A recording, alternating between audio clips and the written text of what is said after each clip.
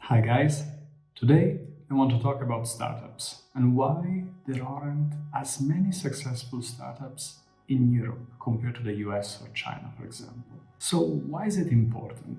Having a healthy startup ecosystem is fundamental for growth, for providing jobs, introducing new innovative products for customers, and overall, eventually improving the quality of life. Europe as a whole is actually an economic powerhouse, and yet it fails to generate successful startups as the US or China. For example, think about Zoom, Duolingo, Airbnb, just to mention a few. And while Europe generates about 36% of all startups, it generates only 14% of the successful ones. So these are the famous unicorns. These are just startups that are quite successful. It means that they achieve a valuation of at least 1 billion euros. We have some in Europe, but not many. For example, in Europe we have HelloFresh, we have Spotify, we have N26, but there aren't that many. These are just a few. So today I want to explore with you why this is the case. And to do this, first we have to see what are actually the prerequisites of a healthy startup ecosystem. So the first condition, infrastructure. And this is about roads, highways, airports, but also internet, for example. The second condition is talent. So this is human capital, skilled labor. The third condition is customers. So do we have actually a big market of people eager to buy our products? Is it accessible? Then we have other services or ancillary services. These, for example, are incubators, accelerators, but even lawyers, universities, other support organizations that might help us in the process of setting up and accelerating a company. Then we have financial capital. So these are actually investors that are willing to believe in our idea and give us money to actually grow it. And lastly, we also need to take into account regulation and culture. Are the laws easy to navigate? Is it cumbersome to actually set up a company? And is there a culture that is going to support you, or will you be seen badly for starting or eventually failing with a new company? So let's see, how does Europe actually compare on these metrics? So when it comes to the physical infrastructure, actually Europe is doing quite well. We, for example, compared to the US, we have even better in some countries, roads, highways, but also the internet speed on average is pretty good. So that's not an issue. For the second aspect, talent, also Europe is doing quite well. We've got really world-renowned universities, we've got a lot of skilled labor.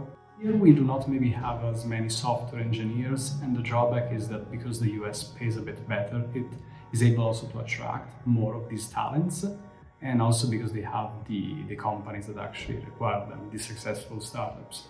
So we have a bit of a brain drain in that sense, but still I would say that for talent, Europe compares quite well. Then let's talk about customers, and here is one of the biggest issues in Europe. So while the European Union or Europe as a whole is even bigger than the US, you have to think that it's 20 plus countries altogether. So it's not really one market, because in the US, to be successful, you must be successful in one home market, which is fine. In Europe, if you want to achieve the same scale, you will have to be successful in 20 plus markets, which is not easy. You have to navigate with different cultures, different laws, different languages even, which makes it very, very difficult to access the same amount of customers. It's not an easy task, and this is one of the biggest issues. And related to this comes the other aspect of the other services or ancillary services. Whereas in the US, for example, companies still cluster in Silicon Valley. You have a lot of talent there, but you also have a lot of organizations there. You've got a lot of accelerators there, for example, a lot of lawyers specialized.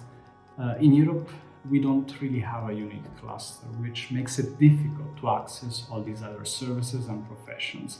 For example, we have smaller clusters in Berlin, Paris, even Milan, but because they do not achieve that scale, they do not provide the same amount and level of services, unfortunately, which is another issue. Then also financial capital. Unfortunately, in Europe, there isn't yet this venture capital culture.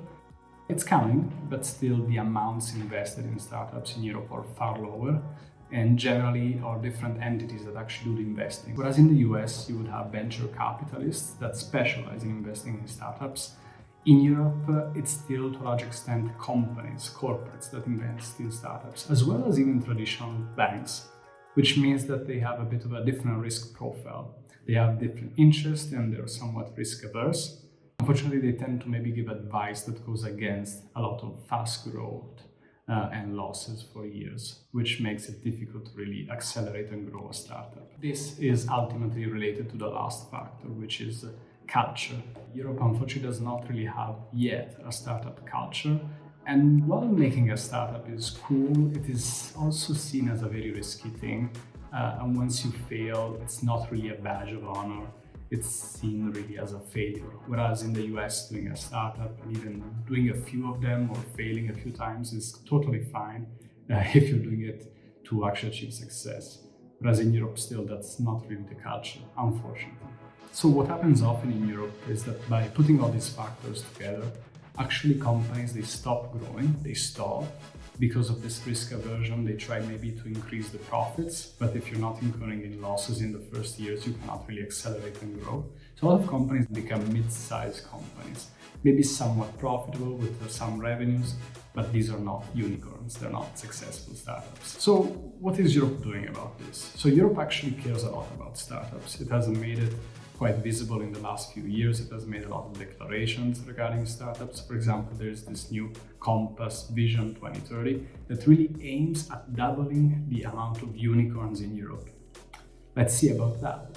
But in the past, it has not been very successful. There is a program called Startup Europe that is really about supporting startups. It started in 2014, and the EU brings together different startups, providing them coaching, even accelerators, and it provides them also with the contacts required and network required to grow their company.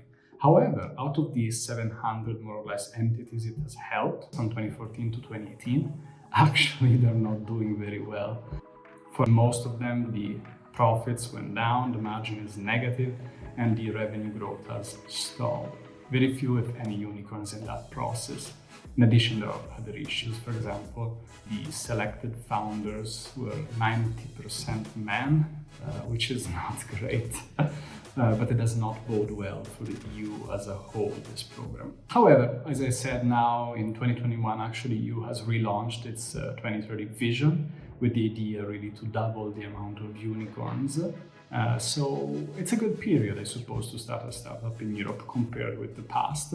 But hopefully now that you can be a bit more mindful maybe of the issues you're running against, you can try to use them in your favor, maybe setting up a company with a certain structure that can try maybe to limit the drawbacks we have seen. And hopefully knowing these factors, you might be more successful in your own startup.